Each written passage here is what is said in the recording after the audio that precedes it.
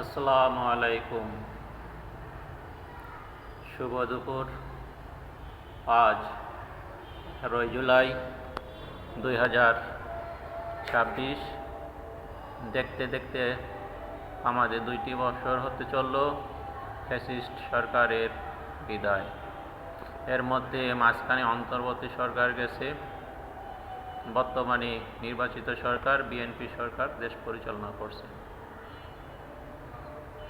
যে আশা নিয়ে দেশে আন্দোলন হলো, বিপ্লব হলো, সরকার বিদায় হলো, সেই আশা আমরা কতটুকু পূরণ করতে পারবো জানি না, এবং কতটুকু সম্ভাবনা আছে সেই আলোকে কিছু চিন্তা ভাবনা করা উচিত দেশবাসীর।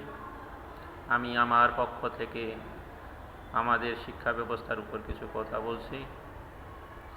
আমাদের কারিগরি শিক্ষা ব্যবস্থার দ্রুত সম্প্রসারণ করা উচিত। সেই ক্ষেত্রে আমি প্রাথমিক অবস্থায় প্রতিটি বৃহত্তর জেলায় একটি কারিগরি বিশ্ববিদ্যালয় স্থাপনের মতামত পোষণ করছি। অর্থাৎ প্রতিটি জেলায় যেসব পলিটেকনিক ইনস্টিটিউট আছে, পলিটেকনিকগুলোকে কারিগরি বিশ্ববিদ্যালয়ে রূপান্তর করে বুয়েটের আদলে বিশ্ববিদ্যালয়, এবং সেই বিশ্ববিদ্যালয় থেকে ওই ডিস্ট্রিক্টের সকল উপজেলায় একটি করে কারিগরি কলেজ প্রতিষ্ঠা করা প্রথম অবস্থায়। আমরা কারিগরি বোর্ডের মধ্যে সীমাবদ্ধ না রেখে ওই অঞ্চলের সকল কারিগরি শিক্ষা প্রতিষ্ঠানকে ইউনিভার্সিটির অধীনে নিয়ে যেতে পারি। আর এক্ষেত্রে ঢাকা কারিগরি বোর্ড পর্যন্ত এখানে কাউকে না আসতে হয়। এর যাবতীয় কার্যক্রম ওই বৃহত্তর জেলা শহরের প্রযুক্তি বিশ্ববিদ্যালয় থেকে নিয়ন্ত্রণ করতে হবে।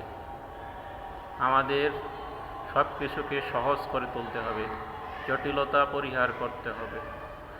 তাই প্রতিটি উপজেলায় একটি করে পূর্ণাঙ্গ কারিগরি কলেজ এবং বৃহত্তর জেলাগুলোতে একটি করে কারিগরি বিশ্ববিদ্যালয় স্থাপন অত্যন্ত জরুরি হয়ে গেছে। আমাদের কারিগরি শিক্ষার হার বৃদ্ধি করতে হবে। পর্যায়ক্রমে আমাদের 60% ছাত্রছাত্রীকে কারিগরি চিকিৎসা প্রফেশনাল শিক্ষায় শিক্ষিত করতে হবে, তবে আমাদের দেশ এগিয়ে যেতে পারবে।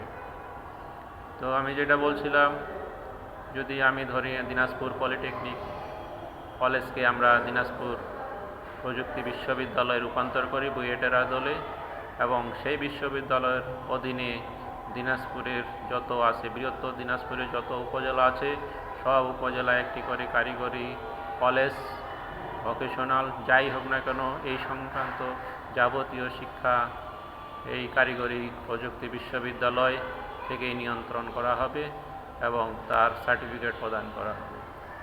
আমরা জার্মানির আউটবিল্ডিং যে প্রতিষ্ঠান আছে তাকে অনুসরণ করতে পারি।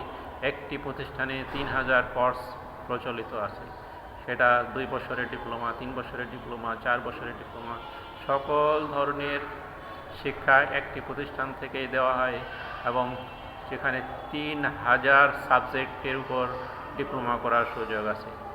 তো আমরা এসব গবেষণা করে নিয়ে আসতে পারি যে জার্মান কিভাবে পারে, জার্মানিতে কিভাবে এটা পরিচালিত হয়। একটি হাউস বিল্ডিং শিক্ষা প্রতিষ্ঠান বা ইউনিভার্সিটি, তারা একটি প্রতিষ্ঠানে 3000 সাবজেক্ট পরিচালনা করে। তো আমরা আমাদের এই 18 কোটি 20 কোটি লোকের দেশে আমরা কেন ঢাকার কেন্দ্রিক হয়ে পড়ে থাকব, কারিগরি বোর্ডের অধীনে পড়ে থাকব? আমাদের এই নীতি থেকে বের হয়ে আসতে হবে। কারিগরি শিক্ষা বোর্ড বিলুপ্ত করে প্রতিটি বৃহত্তর জেলায় একটি কারিগরি বিশ্ববিদ্যালয় স্থাপন করে সেই কারিগরি বিশ্ববিদ্যালয় থেকে স্থানীয়ভাবে যত শিক্ষা প্রতিষ্ঠান থাকবে কারিগরি সংক্রান্ত, ভোকেশনাল সংক্রান্ত সকল কার্যক্রম এই বিশ্ববিদ্যালয়ের মাধ্যমে পরিচালিত হবে। শুধু কারিগরি বিশ্ববিদ্যালয় নয়, প্রতিটি বৃহত্তর জেলায় একটি সাধারণ বিশ্ববিদ্যালয়, ঢাকা বিশ্ববিদ্যালয়ের আদলে, রাজশাহী বিশ্ববিদ্যালয়ের আদলে প্রতিষ্ঠা করা, এবং একটি মেডিকেল কলেজ, যেই মেডিকেল কলেজ ওই ডিস্ট্রিক্টের জন্যে যাবতীয় মেডিকেল কলেজের দেখাশোনার দায়িত্ব নেবে, দেখবে, সিলেবাস দেখবে, সব কিছু। অর্থাৎ আমাদেরকে আর এই শিক্ষা ক্ষেত্রে ঢাকা কেন্দ্রে আসতে না হয়।